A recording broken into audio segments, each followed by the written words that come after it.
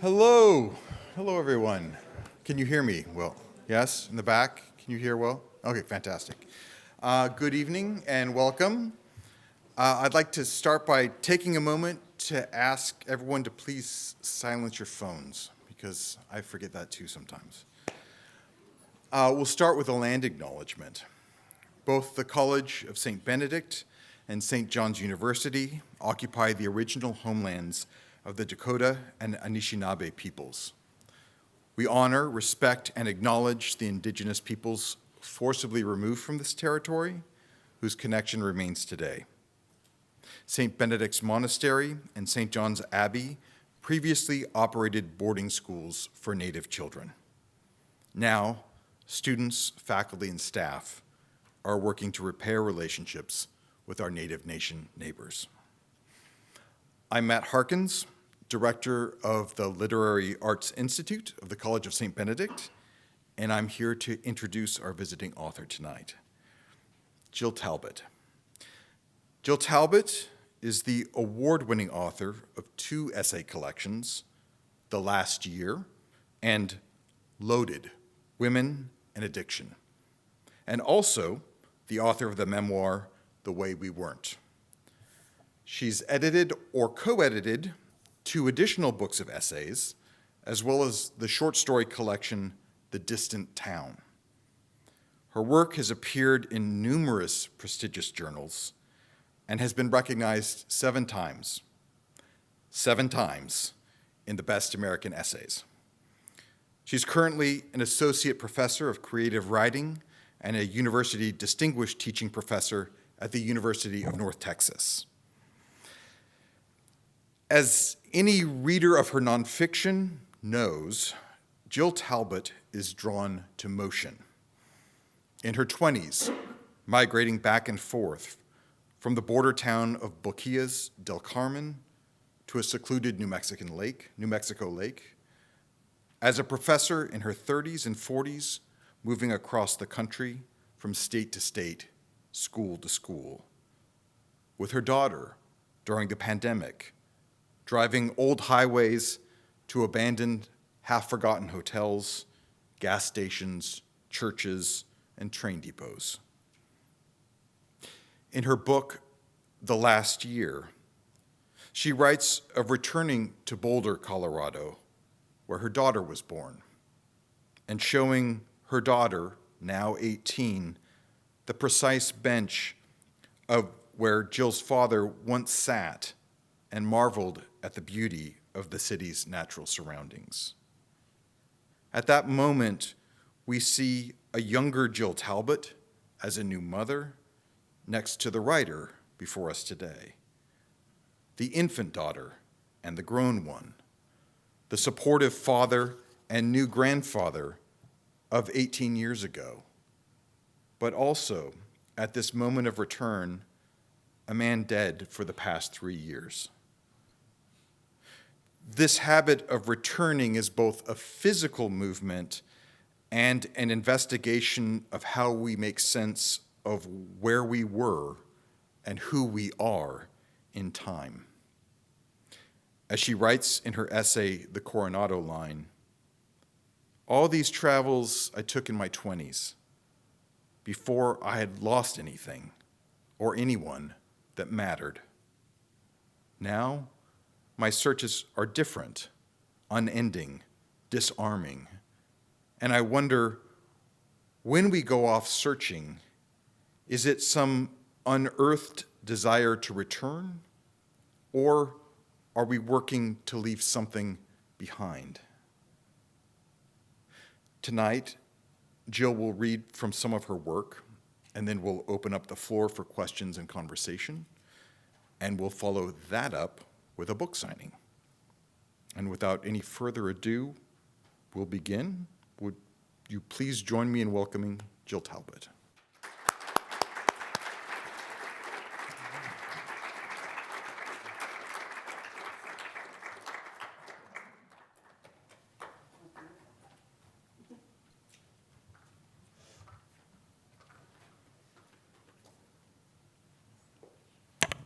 Hello, everybody. Thank you so much for being here. Thank you for that beautiful introduction. I had to look up at the ceiling the whole time so I wouldn't cry.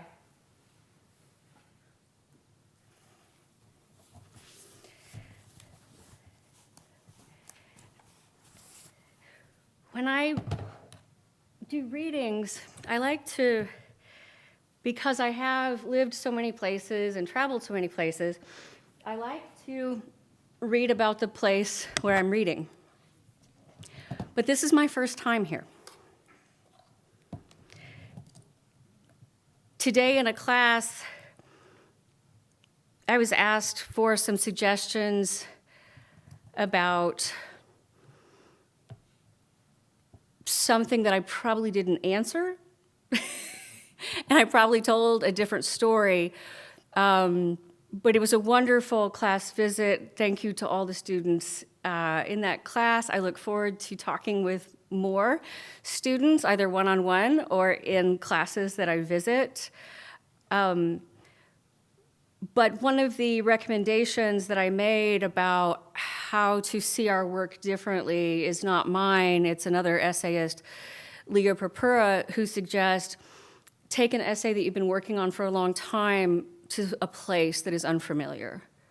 Read it again, and you'll see it differently.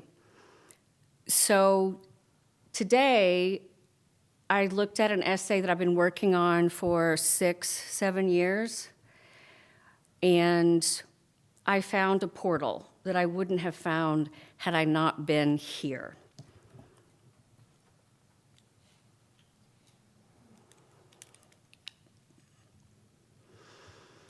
And I'm thinking about the ways in which we all have memories about seemingly insignificant moments that stay with us for some reason, but somehow they make a difference to the way in which we see the world. So I'm going to read Lonesome. At the corner of 58th Street, my mother makes the turn onto Toledo Avenue while I stare out the car window, lingering long at a stranger who's sitting on the end of a bus bench, huddling inside her coat against the wind. These are the years when I am 6 and 7 and 8, the years I began to notice the way some people look separate, apart somehow, as if they long to be somewhere else. Sometimes I think it might have been the expansiveness of West Texas or being an only child, but I don't think so. Sometimes I wonder if it might have been the songs that played on the radio in my mother's maroon Monte Carlo or my father's orange Volkswagen Beetle, the FM dial always set to 102.5 Kiss Radio. I still love all those songs, the ones about a woman lying in bed and thinking about what might have been, or a man drinking whiskey in a bar with a woman named Lucille, or another man looking for his duffel bag because he's going to be leaving for something greener on the other side of some hill. These were the years I went to first and second and third grade, when I'd walk the 5 blocks to and from school by myself. During math or social studies or reading, I liked to make up an excuse to leave class.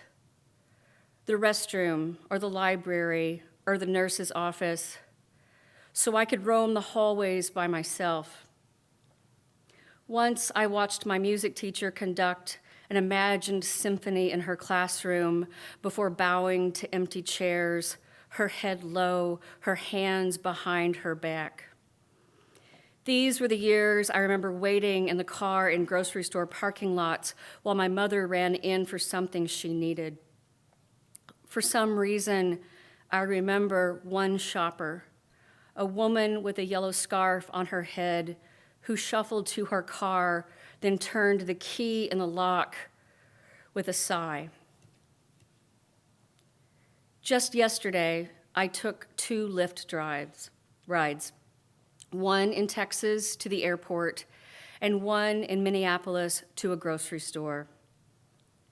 The first driver, probably in his late 40s, told me about all the jobs he'd had, working the night shift at Wells Fargo before making more money delivering pizzas or working catering events, before trying to get a food truck business going for 6 years before giving it up, all his equipment now locked up in storage.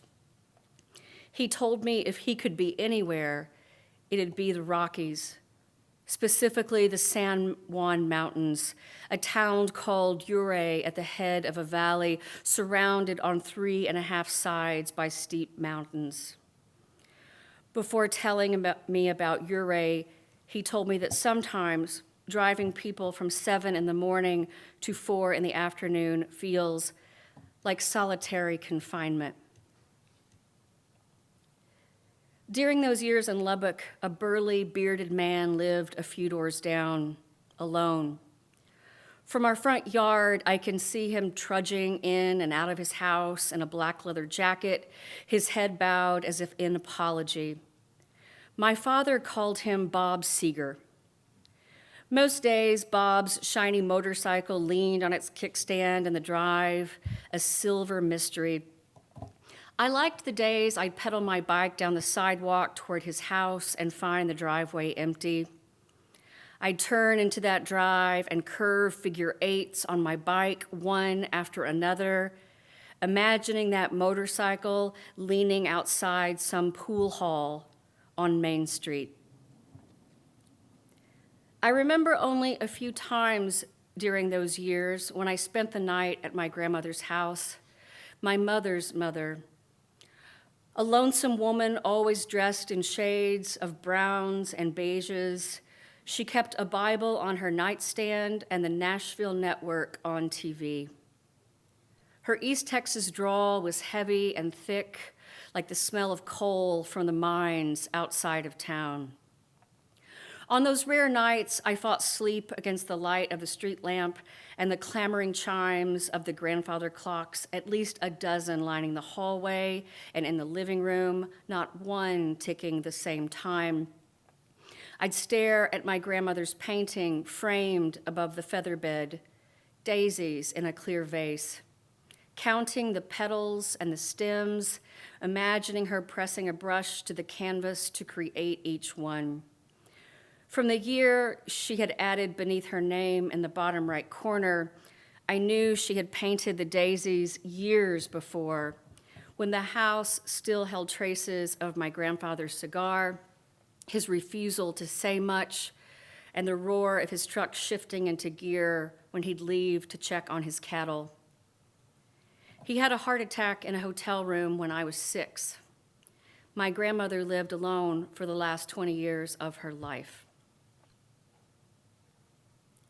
The second driver, an Asian man, told me he'd been living in the small town of St. Joseph, Minnesota for 44 years. He told me about the winters, the below 40 wind chills, the struggle to drive in the snow. He told me about a sister living in a town not far from the one I live in now, how he thought it important to be near family.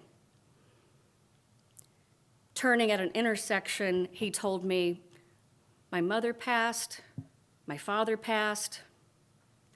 I wanted to say something about being sorry, about how my mother and father are gone too, but I didn't want to interrupt his telling. He waited for me in the parking lot while I ran into the store, and on the ride back, he told me he liked talking to people. My grandmother's name was Lucille. I remember stepping into her kitchen once and hearing Kenny Rogers' voice on the tinny portable radio. Even then, I knew there was something strange about the way the Lucille and the song reminded me of something in my grandmother, but it would be years before I'd learn the difference in their stories. Song Lucille left her husband and 4 kids and a crop in the field because she had decided to quit living on dreams. My grandmother, Lucille, married a cattle rancher who tended to his own fields and drank moonshine and played poker in a shed near the barn out back. Not long before my grandmother died, She told me she'd sometimes go out to the shed to get my grandfather to come back to the house, and how he'd mumble through the cigar clenched in his teeth, "Go on home, Lucille." Different stories, except for this one. Both Lucille's had a thirst for whiskey. I started writing this essay because I couldn't stop thinking about the idea of lonesome, of lonesomeness. Abandoned motels, payphone husks, out-of-the-way roads with their tree-lined curves, Frank Sinatra's voice, my mother's love for certain Patsy Cline songs, students who look out the back windows of school buses. My father was the one who taught me to pay attention to the lonesome in people. Maybe this is one of the reasons he loved going to the State Fair of Texas. You see a lot of lonesome there. One day when he and I were roaming the Midway, he pointed out a stranger leaning against the back of one of those 3 balls for $1 games. Dad poked me on the arm and pointed, "Look at that man, Jill." The man, mostly shade and stubble and paunch, leaned hard against the game's facade, smoking a cigarette, staring at the littered walkway. His shirt, the same red one that the fair workers all wore, was wrinkled, half-tucked. I understood then my father wanted me to recognize the lonesomeness of the man. And I also understood my father believed that being lonesome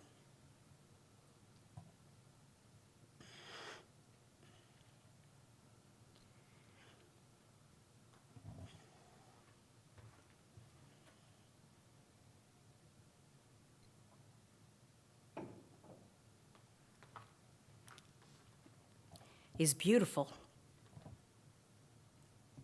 hard-earned. I never saw my grandmother move faster than a shuffle. When she'd struggle against the gravity of her gold velvet chair, I'd pretend not to notice. Sometimes, making her way down the hallway toward her back bedroom, she'd bow her head and watch her feet as if she were on an uneven sidewalk.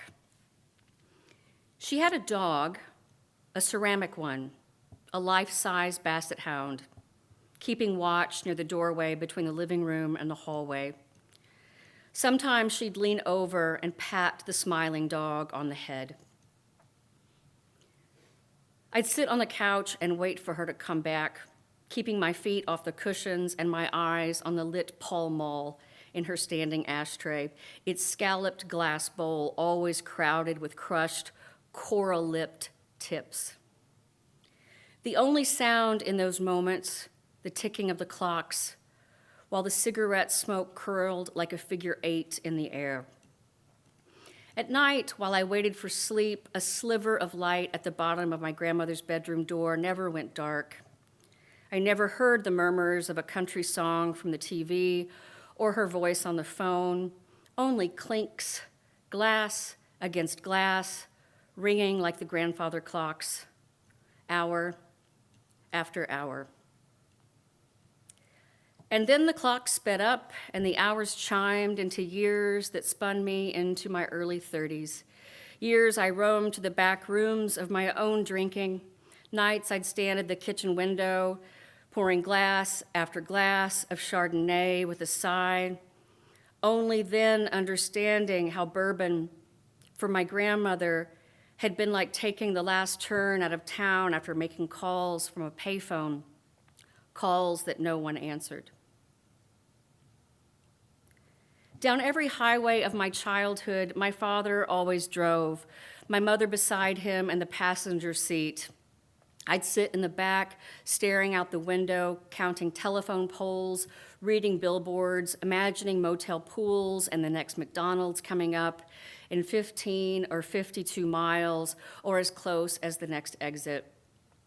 When we'd passed an abandoned car on the shoulder, I'd turn to watch the car get smaller through the back window, hoping the strangers who gave up on it were already where they longed to be, suitcases in hand. During those years, my father walked through the rooms of our house singing lines from an old Don Gibson song from the 50s. I can't get over how she set me free. Oh, lonesome me. My father had lost so much. I didn't know. He had these headphones that he hooked to the stereo console in our living room by a long black cord. He'd settle on the floor, prop his head against the speakers, and stretch out his legs, his fingers lacing over his stomach, his eyes closed. Sometimes he'd set the earphones on my head so I could listen to a man on a bar stool at closing time, or a woman begging Jolene, or a man singing about a train to the high-pitched whistles of nearly 2,000 prisoners. Years later, I asked my father about the earphones, why he didn't just play his records in the living room as loud as he wanted. He told me he was probably trying to get away for a while. From what? I asked. Life, he answered. I don't begrudge him that. Sometimes we just need to sit inside ourselves. My mother liked to drive me to my piano lessons in those years. She'd sit in the car for the 30 minutes that I tried Tchaikovsky or Bach and wished for the hands on the clock to tick as fast as the metronome. I wanted to be home at my own piano, the Baldwin upright my grandmother bought me, playing and singing The Way We Were or Theme from Ice Castles to an audience of a scratchy plaid couch and the leaves of the elephant ears on the windowsill. At least once during each piano lesson, the phone rang, and my teacher disappeared to her kitchen to answer. While I waited, I'd look out the glass storm door to check on my mother. Car off, street quiet. How content she seemed out there by herself. How I always wished for far away for all of us. The other day, I sat at an intersection at the I-35 overpass waiting for the light. The gas station on that corner's framed by a long curb, and the black husk of a payphone stands near the center. I always stare at what's left of that payphone when I get stuck at the light, imagining all those people who took the exit from the highway, pulled into the station parking lot, and made a call. I don't know why, but I like to imagine all those people passing through, on their way to somewhere else. Then I noticed a man huddled on the curb not far from the payphone's husk. Wearing a brown coat and a long beard, he hid in the shadow of the Super 8 hotel as if he were trying to fold into himself, as if he knew he had to get back to somewhere or someone. If a person can look in a hurry while sitting on a curb, this man did.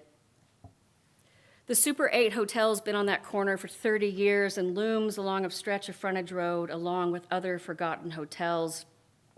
Desert Sands, Econo Lodge, Deluxe Inn, all old rundown buildings with only a car or two in the parking lot, drained, dreary pools, and numbered doors that look like they still unlock with a key.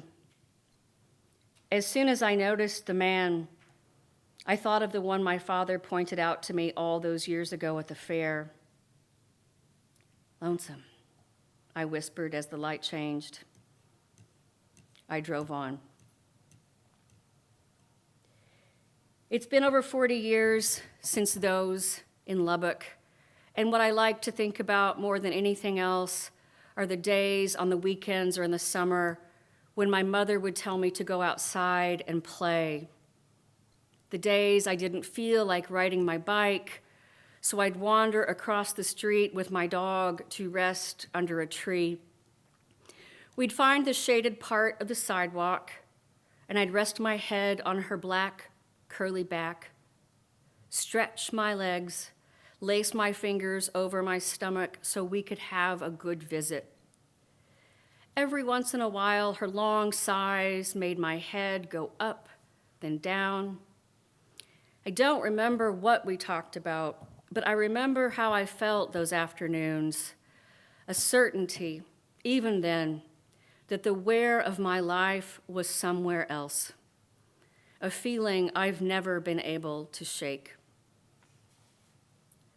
Above us, the sun winked now and again between the branches, each sliver of light a longing. Even the leaves rustled, lonesome. Thank you.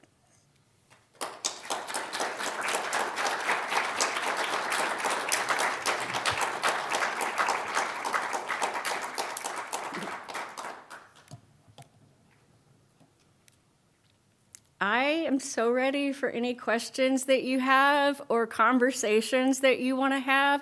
And I would love, before you ask your question, if you would tell me your name, who you are, so I know who I'm talking with.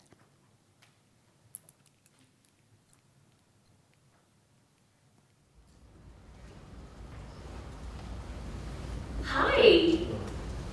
My name is Bengali. Hi, Bengali.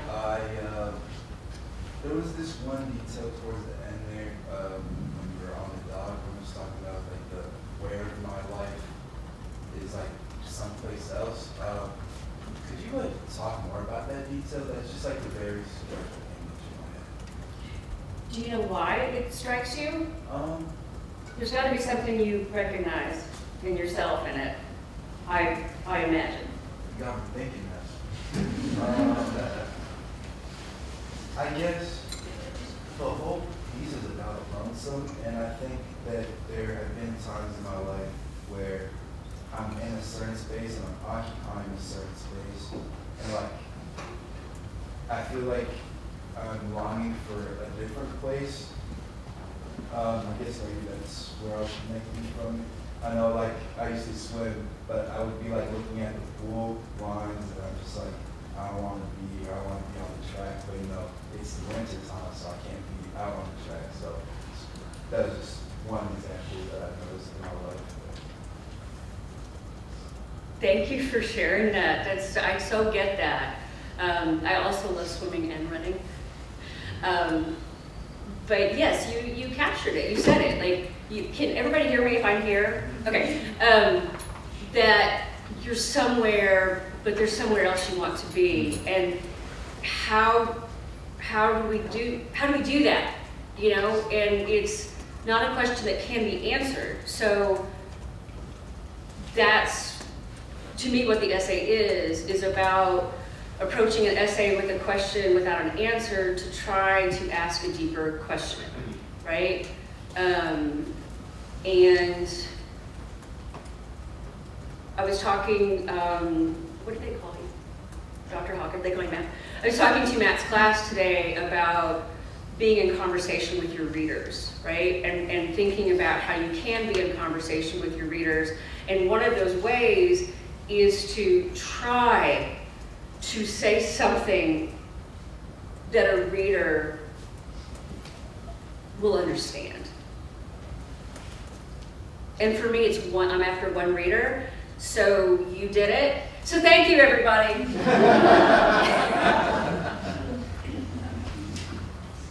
Seriously, thank you, yeah. You can't worry about all the readers, right? Just try for that one reader out there who needs to hear something that you're trying to say. Thank you for the question. I'm just thinking about Yeah. the beautiful line of, I'm not being rude, turning my back. It's just, Matt told me that it's a precarious situation with the water, so it's back there. Go ahead, sorry. about lonesome is beautiful. And I was thinking about that and all those the images you were mentioning of the kids looking through the back of the bus. How many of you have seen that? Like you're behind a school bus and the kids who were looking, I just want to go get them and be like, just let's go somewhere. Yeah. I kind of was thinking about it, and you talk about talking to your father and like with the headphones and I'm wondering if it's the way you were talking about it. It makes me think of lonesome as, I don't know if it's, to recognize lonesome is to be paying attention to something on like a kind of a deeper level. Like it's a special kind of, It's a quality. it's a quality. It seems, I can't, it's sort of, and I think about that in the context of the physical spaces you're talking about, like the payphone, so many of us maybe never saw one when those things were up and functional, but that something that had like a purpose and was an object in a hotel around which people congregated, and that it's with the absence of people and in this dilapidated state, there's something that in itself is lonesome, but sort of to pay attention to it is to be a connoisseur of lonesomeness. This is not a great phrase, but I don't really know. I don't know if that's a question, just something that occurred to me when you were saying. Yeah. I mean, I know this draft isn't done yet. I know I still need to do more work. You know, sometimes when you get away from what you're working on and just like walking to class or standing in the shower, you think, oh, right? You have to like get away from it. And I mean, that's been happening to me this evening, or even during dinner. There was something like that flashed in my mind, but I want to get it right because I need to get it right, one, for myself, to be able to try to understand for myself this quality that I find so blank. I mean, I'm still working toward it, but I do, like, my father never said, Jill, I think these people, this man, it's a beautiful thing. He recognized people's pain. And he wanted to instill that quality in me as well, that awareness that there were people like that man smoking behind the State Fair facade of that game, that amidst all of this hoopla, which is a word I love, and SpongeBob narrator does too, but that there's a world going around, but if you pay close enough attention, right, there's somebody that just might need something, even if it's just a recognition. You know, I see you there. Yeah. That's just a comment in response to your comment, I guess. I like it. Right. Other questions? It can be about this essay. It can be about other essays. I'm so flattered that throughout your student body that you read so many of my essays. So that's why I thought I'd read something new, because I didn't want to read something that you've read, you talked about in class, you know, then why am I here, right? So yeah, so you can ask me about anything. I'm a personal essayist, not only as a writer, but as a human being. So personal questions don't bother me. Yes, hi. Okay, I'm Henry. Hi, Henry. And my question is a little bit more like craft-centered, I guess, but like, you said earlier that you've been working on this like short story for like 6 kind of years or around that. How do you like stick with it, or like just kind of keep coming back to it? Because I feel like I would be so frustrated that I would just like throw it away. 6 But, like, years, like, yeah, 6 days. Yeah. Coming back to it, yeah.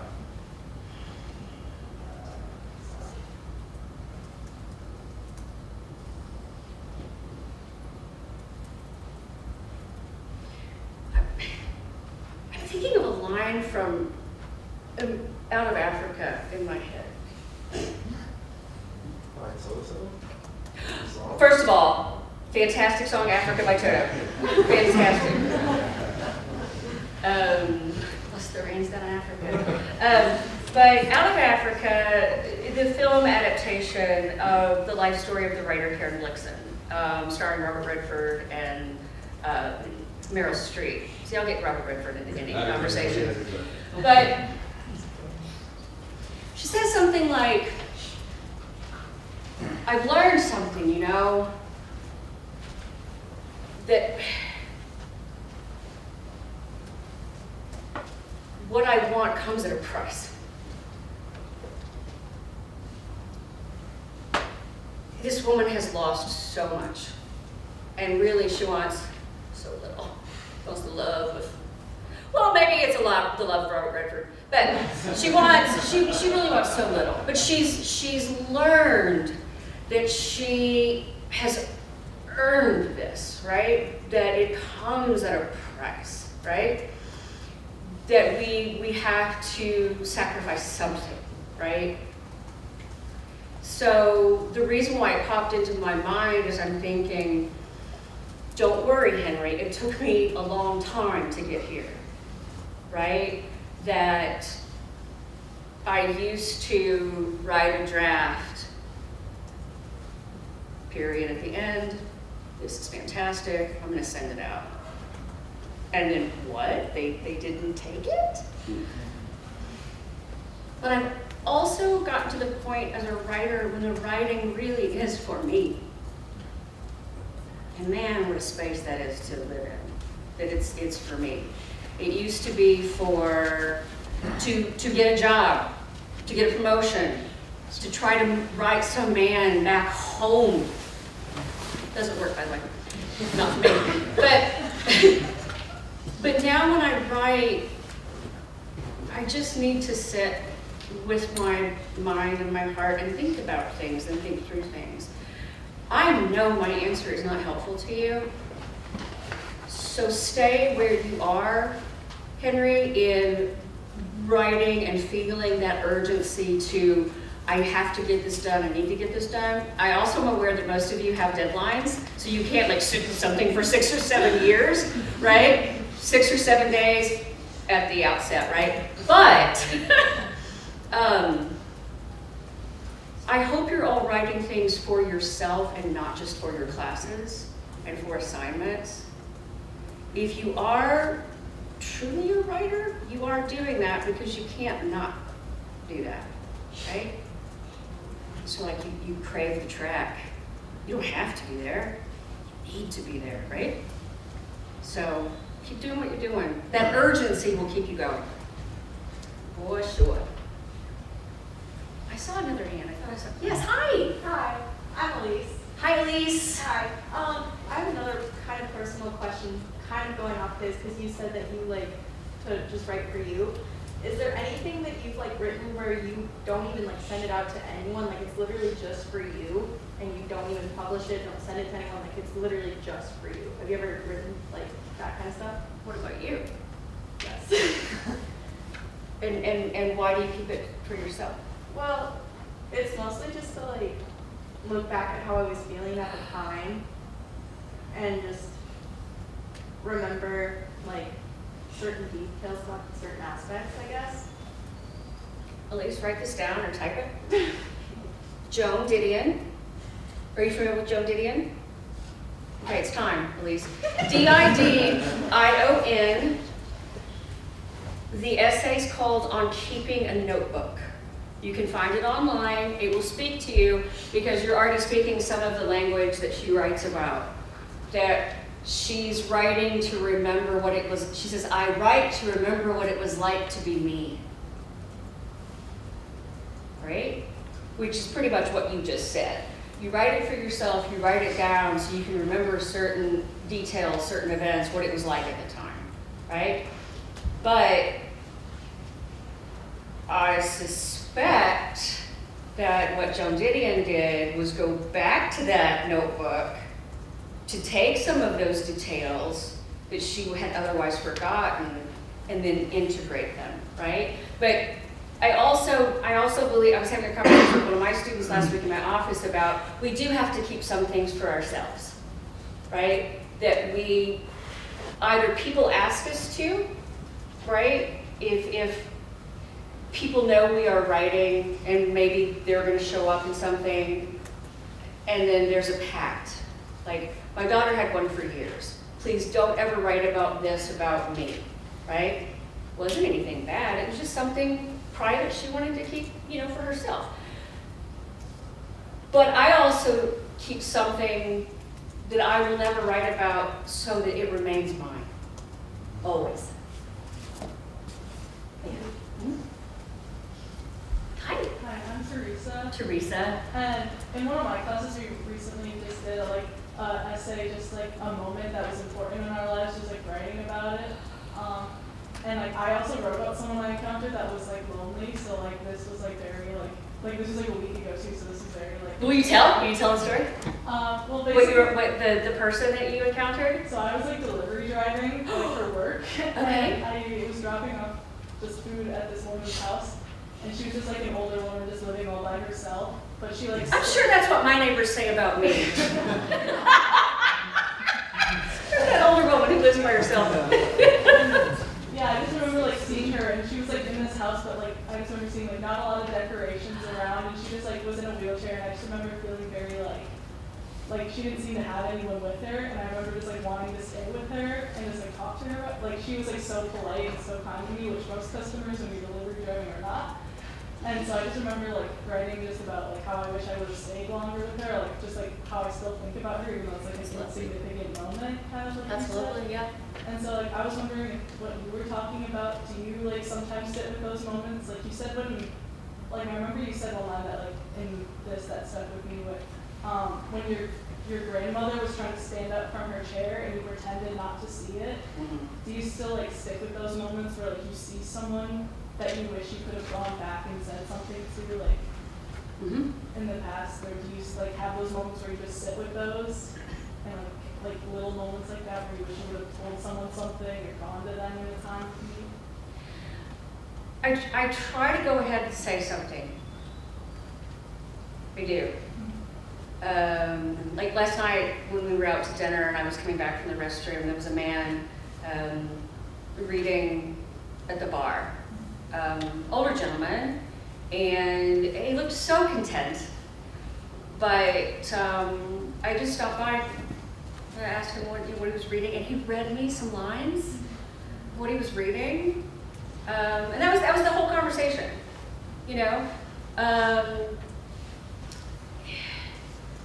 because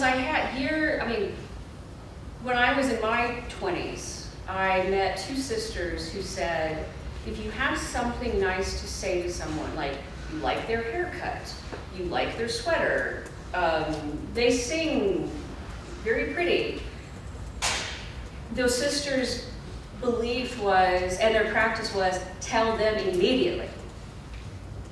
Right? Tell them immediately. And I tried to do that. I have not seen or talked. I don't even know where those sisters are, but that stayed with me. So the same thing, if I see, the difference is someone who's, I think lonely and lonesome is different, right? And I have been going through books and essays looking for writers who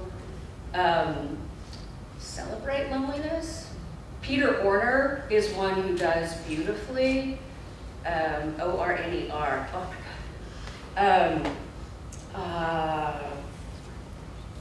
Hanif Abdurrahim, that we were talking about at dinner, does that as well. But also,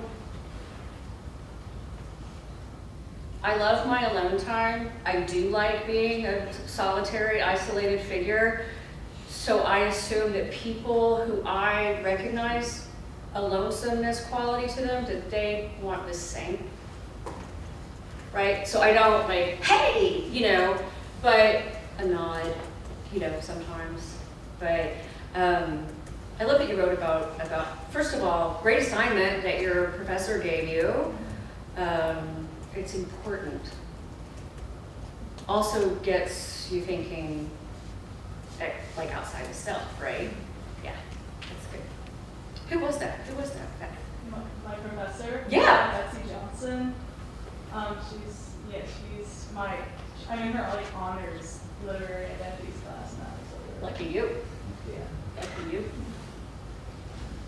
And how much time before the We've got time for a couple more questions. couple more? Yeah. Okay. M. Yeah. Hi. Hi.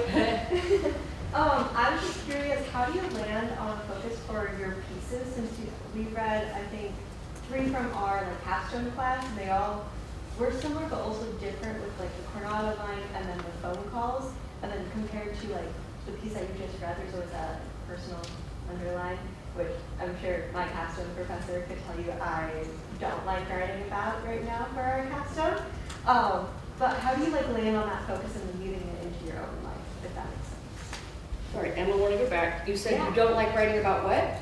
Personal experiences. Is that part of your son? It is. I'm getting used to it. I'm getting better at it. Hold on. I promise. Hold on. You can write about the personal without writing about life experiences. She just went, oh. The traditional essay, where it began, is in following a person's train of thought. I'm assuming you are a good thinker. And do people ever tell you, how did you connect that to that? Yeah. There you go. Trust that and do that in your writing. And that's where the personal comes in. Because ultimately, it is going to tell a story of some kind. But it also allows for any essayist. I encounter this a lot teaching the personal essay, that students, some will put up a wall, right? I don't want to write that. I learned the hard way. I'm not saying that your professor did, but I learned the hard way that often the students, and again, and not you, just students I've encountered, there is a damn good reason they do not want to write about their lives. But that's something that started really in the late 20th century, of that shift to personal equals trauma, equals grief, equals difficulty, right? It's really more cerebral, which is why your capstone class is having you combine that critical writing, right? That scholarly self with the individual self. I didn't say personal self, I said individual self, right? Of making connection. So today in class when I was saying things like, this makes me think about this, the other day when I was reading this, I thought about that. That was all thought-based, not, I thought about this because my dad once told me whatever, right? Stick with it, Em. We have time for One more? question. Yeah.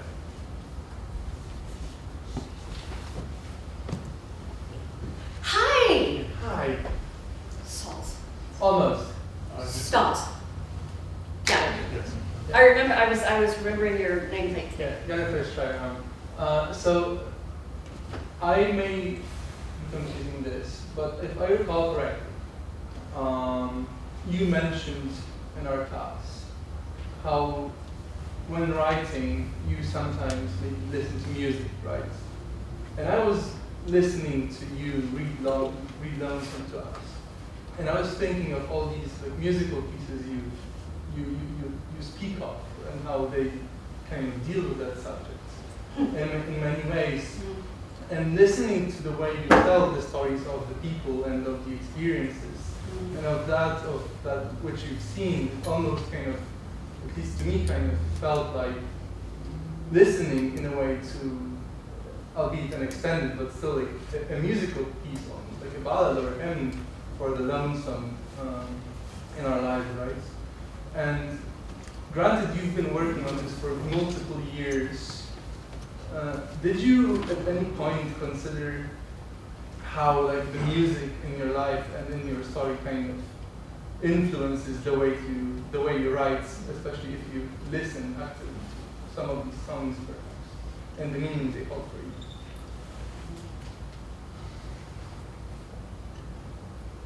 Yes. Okay. Again, thank you. No. So, I love your questions. All the questions you asked me today are so thoughtful. Yes, because when I'm reading, it feels like a form of singing to me because I grew up a singer. Like, in writing the songs that are alluded to from those years, 77, 78, 79, like a top song in 78 was a song by Debbie Boone called You Light Up My Life. So beautiful. And I would go to recitals or talent shows or I don't know, but my mom put me in a green dress with shiny black shoes, and I would just sit down and sing that a cappella as my performance. And I grew up singing in church. I sang solos for weddings, for funerals, for a really long time, performed in choirs, so, and then, played piano, like I mentioned. So I am thinking about sounds and rhythm and musicality, and not in terms of, yes, in terms of lyrical writing, which is about the musicality, but I really am trying to compose something akin to music in a particular key that's going to have chord modulations, right? And a particular single note that runs through it. Once again, you've asked me something that I have never been asked before, and you've allowed me to think right here on the spot what I just said to you. Thank you. It's a great way to end. Will you just follow me around and ask me questions? Because you already inspired me to think about writing an essay about water, right? And the shoreline that we talked about today. But that's another great question. So thank you so much. I appreciate it. Thank you all so much